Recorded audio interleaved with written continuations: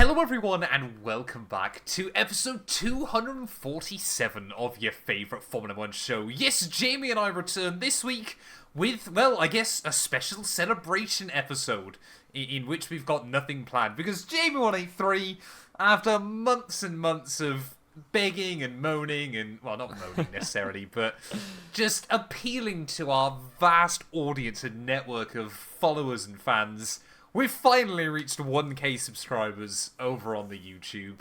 It's a great day.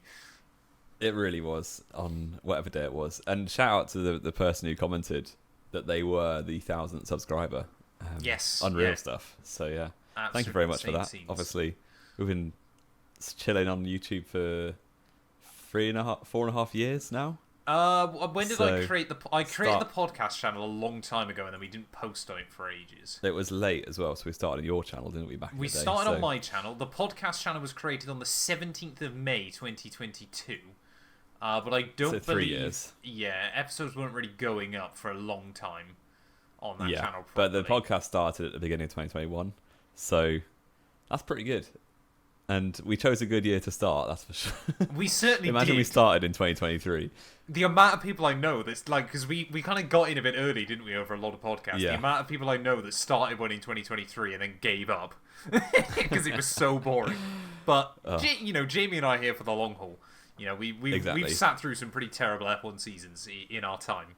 We really have. So we're not going anywhere. So I guess now we've just got to ask that you try and help us get to 2,000 subscribers in the future. Tell your friends, tell your family, tell anyone. Exactly. Anybody that might care about Formula 1, I'm sure they want to listen to us ramble on. Because I think this week, Jamie, it's going to be a little bit of a rambly episode, isn't it? We're right through the depths of a weird little break that isn't a summer break, but is kind of like a precursor to the summer break. But it's the world of Formula 1. Things are constantly moving, aren't they? And I think the first and probably biggest talking point we've got this week is that Cadillac apparently are making big strides in signing their 2026 drivers. Yeah, they are actually. And it's been kind of, ever since, January, I feel like, maybe even earlier, that Sergio Perez is probably in one of those seats, just by virtue of being the best free agent available, probably. And, yeah, obviously the North American connection with Cadillac and Perez being from Mexico, so it does make sense, I think. But yeah, the rumour mill's kicking around, and Perez is a name that keeps on coming up in relation. Obviously, he was there in Miami when they did their launch at the Grand Prix. There's a lot of good free agents on the market at the moment, but Perez, probably is the best one. And it looks like he will be sat in one of those seats come 2026, which is good. I think Perez has got more to give in the sport, and it was a shame for him to go out the way he did, especially since his replacements haven't exactly been glowing, have they, at Red Bull? So perhaps we treated him too harshly. It's one of those horrible things, isn't it? Because, we've said it for years, haven't we? That, being in that second Red Bull seat is just basically a death nail for you, isn't it? And I think... And every time people say it's like, oh, this time around it might be different, and it just never is. Even now that first seat over the last couple of races has started to become a bit of a death nail as well, to be completely honest. And the whole team seems to be just becoming a bit of a death nail as we keep rambling on about in recent times. But I've done it in F1 25 career mode, Jamie, as well. I'm just going to put it out there, but I genuinely think there is a fantastic business to be had in Formula 1 right now of just picking up Red Bull rejects. Drivers that have failed at Red Bull that are kind of like tainted goods. I think Perez is still got, unless something, a bit like a Daniel Ricciardo coming back after, some tough times elsewhere. Perez, I feel like, could be more of an Albon or a Gasly of get out of the Red Bull program and really start delivering again. And I think he could be fantastic bang for the buck for Cadillac. Yeah, definitely. And the fact, there's no transfer fee, as it were. He's not under contract somewhere else. Just makes it quite low-hanging fruit for them. And the difference with Perez is that he had a long and successful career before Red Bull. So, come in 2020, we thought he was out, and that win in Sakir on the oval was basically what revived his F1 hopes. And then in 21 and 22, he was very good. And 23, to be fair. He was all right. I think 23, it was it the already beginning started of the to end. fall off. Yeah, but 2021 especially, I don't think Max wins the World Championship without Perez as teammate. Oh, absolutely not. Yeah, I think it's only really, well, after 4 races of 24, wasn't it? I think Miami 23 broke his spirit when he qualified on pole and lost to Max from 9th in equal cars. And that was the turning point for him and Max's relationship, was he just never could hold a candle to Verstappen from that point onwards. So, well, it was that, wasn't it, Monaco as well? Yeah, he had a shocker in Monaco, didn't he? No, sorry, I'm thinking of Monaco 22, aren't I? Even when the trust was broken. Because the Max camp was just adamant that he deliberately binned it. Crashed on purpose. Which, based on what Leclerc did the year before, or 2 years... the year before, wasn't it, in 21? I don't know why anybody would ever attempt that. I'm still not convinced that's actually what happened either. It's one of those things, isn't it? Especially when you suddenly are in a World Championship winning car. Like, it's near impossible for drivers to stay friends in those scenarios, because your whole job is to beat the other driver, especially in such a dominant car. Yeah, exactly. Yeah, it's why dominant pairings don't stay together very long. The likes of when Button and Hamilton were teammates at McLaren, that was slightly easier because they never had a car that was ahead of the rest, so they could actually work together to try and topple whoever it was, probably usually Red Bull, to be fair. But then you look at Vettel and Webber, and that was because they were the lead car. They both thought they were good enough to win the World Championship and fell out, basically. And you see it with Hamilton Rosberg. You're seeing the beginnings of it with Piastri and Norris, I want to say. But a little bit, yeah. I certainly think you're seeing the early stages of it, aren't you? It's just what happens in Formula 1. I think people sometimes forget the fact that you've literally got 20 drivers, or 19 drivers and Lance Stroll, that have literally spent their entire lives winning. Like, to Stroll won F3. Yeah, but even then, that was team orders. Team orders in round 1 of Euro F3, Jamie, is absolute. Like, the audacity of that is absolutely insane. It is. But yeah, these drivers have given their entire lives to win the F1 World Championship. Exactly. So they're not going to prioritise remaining friends with a stranger across the garage. Yeah. Like, over winning the championship, potentially. So, yeah, we shall see. I hope the McLarens fall out, because it will make it more entertaining for us all. So it'll give us much more to talk about on our road to 2,000 subscribers on the channel. Exactly. Who do you think is getting a second Cadillac seat? Well, this is exactly what I was just about to say, because the other rumour at the moment as well, and I genuinely think this will be a banging lineup, is Valtteri Bottas. Yeah, I saw that. If Caddy can hook that up, Perez and Bottas, I think they have got a wildly underrated driver lineup. Yeah. What would that... Have they got, like, I want to say 17 GP wins between them? I've got to be about that, hasn't it? And countless podiums. Had 10. Yeah. And both of them, well, their teammates have won 9 World Championships with them as teammate. Yep. Which 8. is a bit mad. 8, isn't it? 4 each. Hamilton didn't... I thought Hamilton won... 17, 18, oh, 19, yeah, it's only 4. 20. Yeah. 21, I 4 suppose. Each. That's so crazy. 5 for Lewis, 3 for Max. I wonder who'd be the number 1.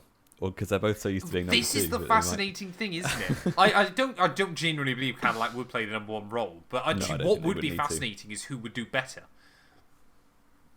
Yeah, I would be so intrigued to see which driver would perform better, because they feel like Perez has more experience in different cars, doesn't he? As in Bottas only drove a Williams and a Mercedes, and the Alfa Romeo. And Sauber. I forgot that he went there for a few years. I think it'd be fascinating. Yeah. I still get the feeling it won't be both of them.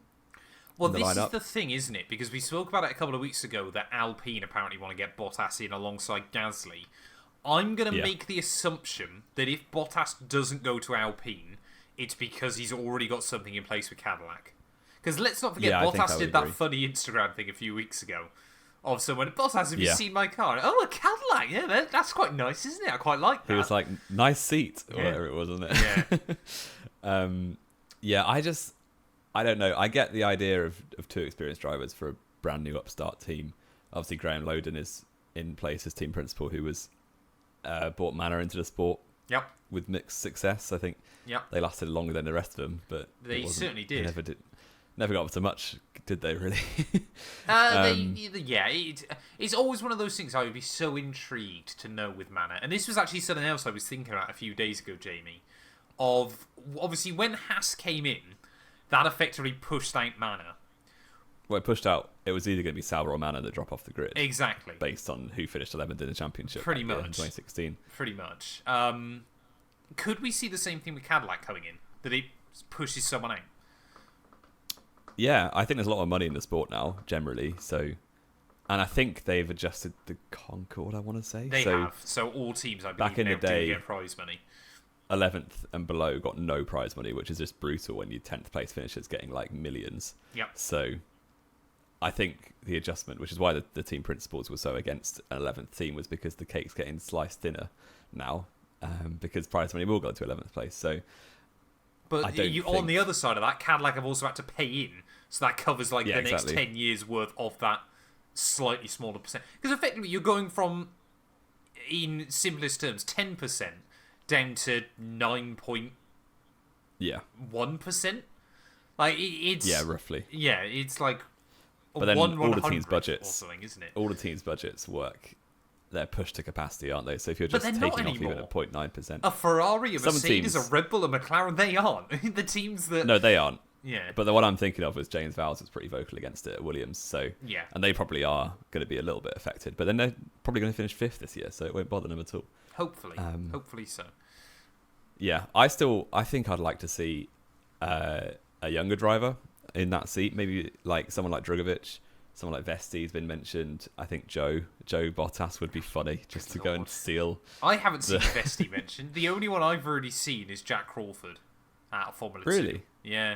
I haven't seen that at all. Yeah. But yeah, they've got the pick of the bunch, really. Or pick of the bunch who aren't already in the sport, at least. Yeah, this is the weird thing, isn't it? It doesn't feel like there's any current drivers in talks with them. Yeah, but I don't see why there would be, because everyone's kind of locked themselves in for the first year of 26, haven't they? So they won't... And it's such an unknown quantity. I think all teams...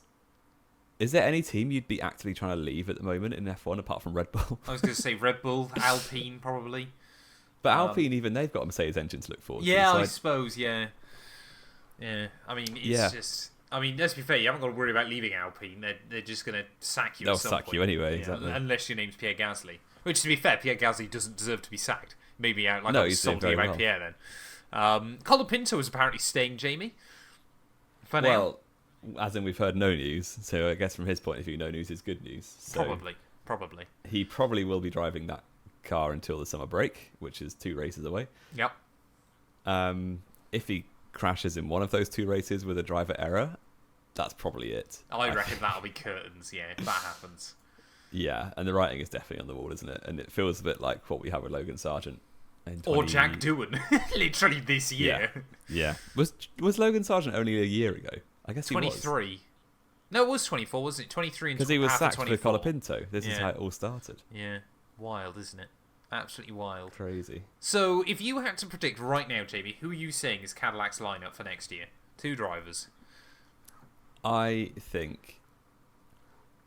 I want it to be Perez Drugovich. I think it'll probably be Perez Bottas. You want it to be Drugovich? Interesting. I think he deserves a shot. Every time he's done practice, he's been on par with the other 2 Aston Martin drivers. So I think that's not that difficult. You've got a pensioner and Lance Stroll in that car.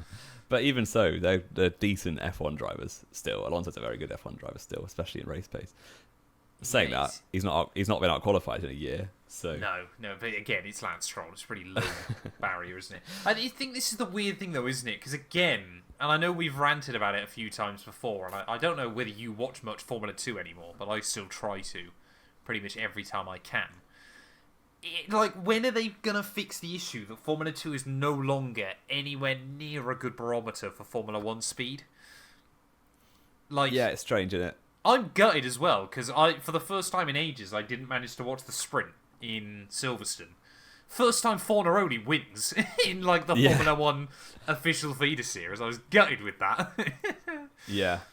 Was it an F3 was funny, wasn't it, when they were all on slicks or dry or wet? So. Oh yeah, there was half and half, yeah.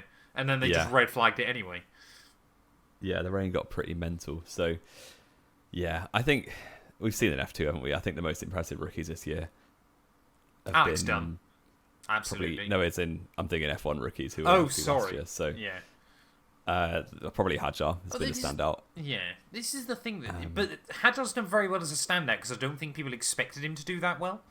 Yeah. Like all of them, he also finished second. Yeah. All of them, I'd argue, with the exception of Doohan, of course, and now Colapinto, have done better, pretty well. I think. Yeah, or at least have done well or better than expected. Because, obviously, your Behrmans and your Antonellis were very hyped coming in. If anything, Behrman has been slightly disappointing more recently. A couple of really silly errors. He's been unlucky. He's been unlucky as well, but a few silly errors. And also, the points discrepancy between him and Ocon should not be as big as it is. Is it that bad, is it? I've completely forgot. It is quite bad, yeah. Behrman's like 18th and Ocon's 10th in the championship, I want to say. Fair enough.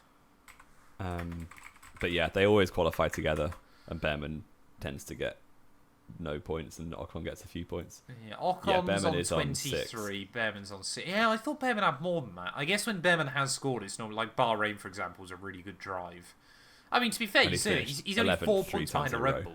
He's doing all right. Well, that's what Ocon's 17 points ahead of Red Bull. He's also 142 behind the other one, so there's swings and roundabouts. Yeah. Speaking of Haas, Gene Haas drove a Haas at Goodwood. Did you see that? That was quite fun. He did, yeah. I tell you what, Haas. Now they've finally got some Toyota money in. It's great to see them actually be able to do some fun stuff for a change. Yeah. Not just selling boats on Drive to Survive. That was a bit cringe. Yeah. But yeah, that was quite fun. Eo Komatsu was there as well, as the two drivers are both there. And I think it's a good sign because Gene Haas, obviously he was heavily involved at the beginning of Haas's life. And then when they had a bit of a dip, when they signed Mick Schumacher and the other one, Mazepin, they kind of dropped off the radar. Or Gene Haas did, didn't they? So it's nice to see him back. He has also had a lot of problems with his NASCAR team in more recent years. And then all the stuff about apparently supplying Russia with things. Yeah, so he has had a few other bits on his plate more recently. Yeah, but it's nice to see him caring about the team again. They're definitely on an upward trajectory, even though they are probably going to finish 9th or 10th in the championship this year. Yeah, but the focus has got to be on 26 now, I think, sensibly for them. Also, Jamie, we're talking about Haas. I don't know if you saw this. I think it's next month they're going to be running their first ever private test in old machinery. They're going over to Fuji. I assume it's going to be Toyota doing all of it. But that's quite a landmark moment in a really weird way for Haas, I think. And having Fuji Speedway back is what a racetrack that is. Yeah, fantastic. I honestly, I know I've said it before on the podcast, I think Fuji and Suzuka should either run alternating or back-to-back weekends. Because I think you could get enough. I think you could get enough Japanese support that you could host 2 races. Running back-to-back weekends to have 2 Japanese races. Yeah, but you don't need to drop anything. You just leave. Like we've got a 2-week gap now. Just move everything a week back. They've basically put a limit on the number of races. We're stuck on 24, which is good. I think that's probably 1 or 2 too many. Run a Wednesday night race at Fuji. That would go hard. Imagine that Wednesday, because obviously it'd be Wednesday afternoon here. That would be so cool. Oh, when everyone's at work, fantastic. No, I wouldn't be. I'd be watching. You wouldn't be, true. No, exactly. I'd be watching as well, realistically.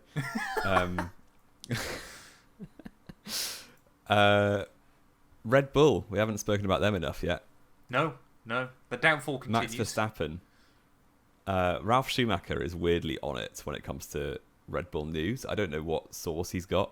I assume he's trying to cover off funds to make sure his kid can still race in like F3 or something. I don't even know. Maybe it's Jos Verstappen. Anymore. They were teammates, weren't they, at one point? Were they? They probably were like overlapping oddly, but were they? Are you sure? I can't think of it where. Maybe they weren't, but they were definitely on the grid at the same time. Yeah. Ralf Schumacher announced to the world that Max Verstappen's private plane was about to go to Sardinia, which is where Toto Wolff was going as well.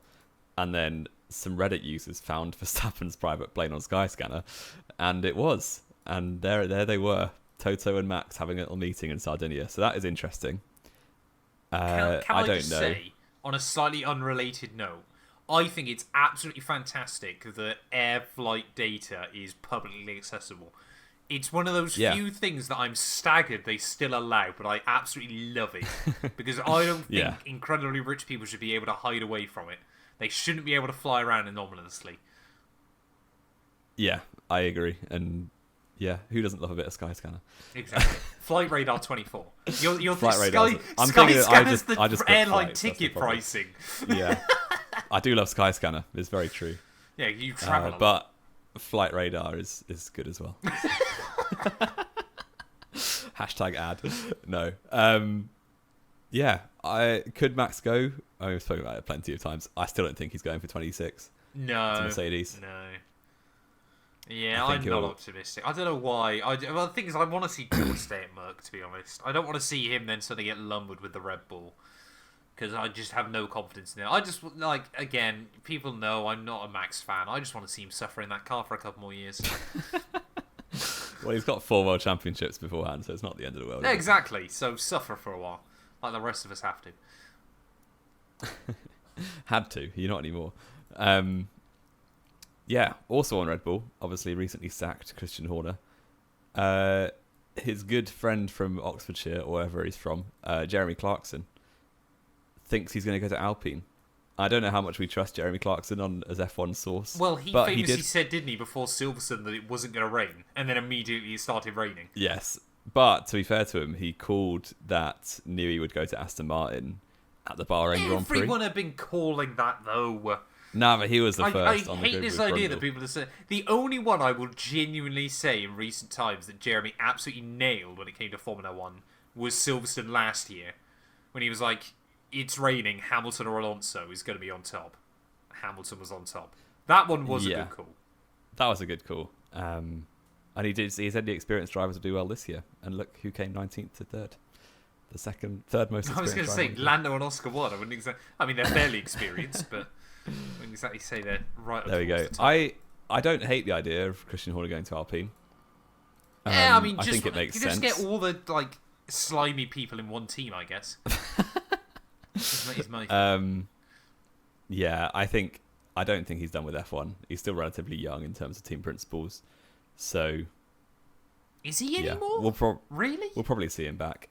He must be in his 50s. Yeah, no, and I'm trying to think. Most team principals are 50s or younger now. We don't really have an old person team principal anymore. It was always Franz Tost. He's 51. He's 51 to Christian Horner. Fair enough. So he's a bit younger than Toto. He's a bit younger than Freddie V, isn't he? Yeah. But Freddie V's just great. He just gives off great granddad vibes. Yeah. We love Freddie V. He really does. I could, if we could have a guest of any of the team principals, for content, I would like James Vowles because I think he's excellent at communicating. But for vibes, it would be absolutely. Fred would be incredible.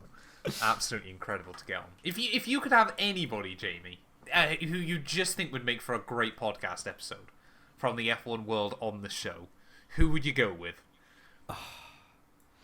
To be honest, it would probably be someone like Mark Webber or David Coulthard, just because I think they're really interesting. Yeah. And they know know what podcasting's about, and they would tell you the right things. Does Mark Webber? Mark Webber's been on a few podcasts. Yeah, I suppose. DC definitely, I think, would be an interesting one. It's one of those ones, isn't it, where you want someone that was in the sport a while ago because we just want to ask. Well, if DC came on, you wouldn't have any idea because you never remember whenever he's won. 0-time race winner. But Martin Brundle too would be excellent. I think he would be. He's a great communicator. Absolutely. Or Lewis Hamilton, if you're listening. Yeah, Lewis. He was gone wild on Twitter yesterday. That was quite funny. He just decided to log in for an hour and just have some fun with it, which is always great. But yeah, Lewis. Remember when he discovered Google Maps? Yeah, that's always incredible. That's always brilliant. Jamie, do you want to do your quiz? Yeah, let's do it. I feel like we're rambling a lot. We are rambling. Let's get some structure. It's a proper rambly episode. No, this is going to be a rambly quiz for you as well, sir. Don't you fear? Oh gosh. Okay. Don't you fear? So I thought about this quiz. It must have been about a week ago. Actually, you're not going to be on a time limit. You're all right. Okay. It's going to be a simple until you get one wrong. Yeah. You have to name me every Formula 1 world champion except any that won back-to-back championships, but only if it was exactly 2 back-to-back. So if they won 3 in a row, they're fine. If they won them sporadically, it's fine. You just need to name let me ask a clarifying question. if they won 2 back-to-back The way and I then should have 5 worded it. back-to-back... So the way Does I that should have count? worded it is they didn't win exactly 2 championships in a row at any point. So Michael Schumacher counts as an answer. That's all I'm asking. No. He doesn't. No, because he won At any 94, point. 95. As long No, as... no, but he then won 5 more. No, yeah, but he won... all I'm saying is as long as they never won exactly 2 in a row... 2 in a row. Okay, They're so we're going to fine. Sebastian Vettel this. Let's go. Okay. Right. There's 26 answers. Max Emiliano Verstappen. Correct. Uh, Yeah. Lewis Hamilton. Incorrect. That's 1. You're out. Sorry? 2014-15. Oh, flip it. I thought that would catch you out. I thought he as did well. 1 and then 6 in a row for some reason. What an idiot. All right, restart. Run it back. No, you're getting scored for 1. I'll let you carry on. But I'm you're carrying getting on. scored for 1. That's What a incredible. fool. The thing is, when I thought of this quiz, I was like, I reckon Hamilton would catch him out, and he's going to be really annoyed with himself. Why did I think that? That's so dumb. Okay. Nico Rosberg, of course. Oh, that might genuinely be the best moment we've ever had. That's right up there with who was it without eyebrows? Nico Rosberg without eyebrows. Oh, yeah. I still Very, think about very that good. regularly. And Britt Ferrari driving Brett in his Ferrari F4 as car. well. That's not Nico Rosberg. Nico Rosberg. Yep. Sebastian Vettel. I'm going to have to be really careful now. Yep. Jenson Button. Correct. Not Lewis Hamilton. Not Lewis Hamilton. That's so funny. Kimi Räikkönen. Correct. Not Alonso. Not Schumacher. Not Hakkinen. Jacques Villeneuve. Correct. Damon Hill. Correct. Oh, this is confusing. Did Senna or Prost ever win back-to-back? I think they both did. I think they both did it.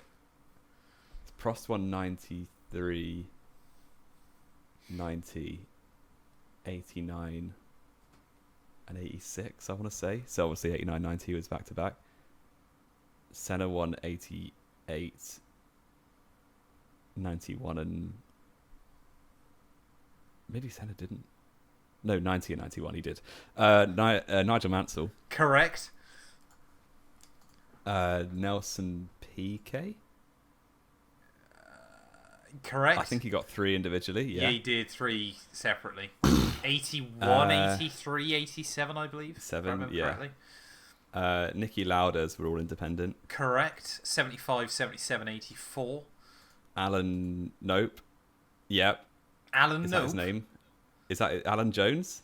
Did he win the championship? He did. Correct. Early 80s always just does me in. Keke Rosberg. Correct. Phil Hill. Correct. He's in the 60s. He's I just getting jumped back. sporadic now. Graham Hill. Correct. Only won 1, I believe. No, 1, 2. Oh, he did Because they win were 2. quite far apart. Farina. Let's go all the way back. All the way back to the real OG. Correct. Fangio won 1 and then 4. He did. Correct. Ascari won back-to-back. Mike Hawthorne. Correct. Um, You've got 1, 2, 3, 4, 5, 6, 7, 8, 9 still to go. I believe Jackie Stewart didn't win any back-to-back. He didn't. 69, 71, 73. Yeah, Or 67, 69, 71, I think. something like that. Yeah. Him and Fittipaldi just decided to keep swapping them over for a while. Emerson Fittipaldi, thank Correct. you. I'm James Hunt. I haven't said him yet. Yep, correct. This is quite difficult. You've only got one multiple world champion left. That was going to be your original quiz. I was just going to make it multiple champions that. Well, I still would have got it wrong 2 immediately. back-to-back. Well, yeah, exactly. I'm just trying to channel Sebastian Vettel. I've watched that video so much.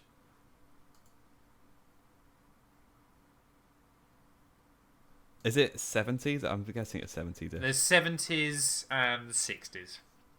Okay. I believe. And maybe one from the 50s? No, 60s. 60s and 70s. Okay. All you got left. You're literally missing 5 single-time champions and 1. Jack Brabham. Incorrect. Oh, well, there we go. I'll call it that. Jack Brabham won... He won 3, but I guess... 59 and 60. And then 66. Oh, that's a shame. Yeah. So, I think one's going to... The multiple champion, I think, is going to surprise / annoy you. I always forget whoever won in 1970. Or was that Alan Jones? Did I get him? 1970 was, in fact, Jochen Rindt. Oh, of course. And Jody Scheckter. Oh, you set me off. You forgot Jody Scheckter. You forgot Mario Andretti, Denny Holm, and John Surtees, all single-time champions. The one that I thought I was really intrigued to know whether you would get or whether you wouldn't, Jim Clark. Obviously, only a 2-time world champion, 63-65. You also managed to get Alain Prost and Senna right, but completely forgot which years Prost won. I don't know which 3 you gave me and which 4 you gave me, but it was terrible. So Prost won 93. Yes. Definitely. I said 86, 89 and 90. Yeah, but I don't know if that was right. You didn't win 90, because then you also said Senna won 90, which was correct. Prost won 85, so it was 88 and 89. 86. No. 85, 86, 89, 93. Wow. In my head, Lauda won 85, but I guess that was 84. No, Lauda won 84, otherwise Prost would have won 3 in a row. Ah, there you go. Well... But you still only got 1. Which I only got 1 point. I can't believe that. That was terrible. Like I said, I thought that would throw you out. The fact that I love Nico Rosberg and I just forgot that he interrupted forgot Hamilton's which run. year he won was brilliant. Well, apologies to the viewers for messing up that one, but we did terribly. a good effort anyway. You did. You got 1 point. That might be. I think that's up there with one of the worst ones we've done in a while. Have we got anything else to add though, Jamie? I think we've smashed everything we wanted to. It's been a fairly rambly one, but a good one. Yeah. I don't think we've got much more to add. No, I think Wimbledon final was good. Yeah, nobody really cares though, do they? Am I right? I mean, let us know, viewers. Matt's uncivilized and doesn't watch any tennis. Why would I watch tennis? It's just. Did anyone in the comments watch Wimbledon? I did. I'm sure some people did, but it's just. What I don't get about tennis now, Jamie, is I swear for a while it was only the women that grunt. Why now do the men grunt as well? Nah, not everyone It's just does. all grunting. Sabalenka just does it. That's her thing. But most people don't. So. No, every single one I watch grunts. They just all are like, ugh, every time. It's really annoying. You try and hit a ball at 100 miles an hour without grunting. I'm sure I could. Well, not quite 100 miles an hour, but I'm sure I could hit a ball without grunting. Yeah, you probably could, but you wouldn't be winning the Wimbledon final. So no, probably not. Liam Lawson was there. That's related. Liam Lawson was there. Well, I saw a few of them there, weren't they? Daniel Ricciardo was there. Court. I love the fact people are sad that he's not coming back, even though he's literally there going like, I don't want to. Yeah. He's living his best life down in Perth, isn't he? He certainly is. He said, "Why would you want to leave Australia again, man?" I'd emigrate. I'd emigrate tomorrow. We're getting off track though, Jamie. Thank you all, as always, so much for listening. Make sure, like we said, get yourself subscribed, leave a like on the video. It really does help us out. Follow us on, obviously, all that good stuff. Apple, Spotify. I think we're on Spotify as well, aren't we? I can't remember where we're even at. We're on Spotify as well. You do the editing, have you? I do all the editing, but then it's all automated about where it goes to. I have a piece of kit that sends it all out to places. Wow, behind the curtain. Exactly. But anyway, Jamie and I will return. I think we're going to... No, because next week is Belgium preview, isn't it? We've got a few bits planned for the summer break. But we're halfway through like this weird little break. We're getting there, ladies and gents.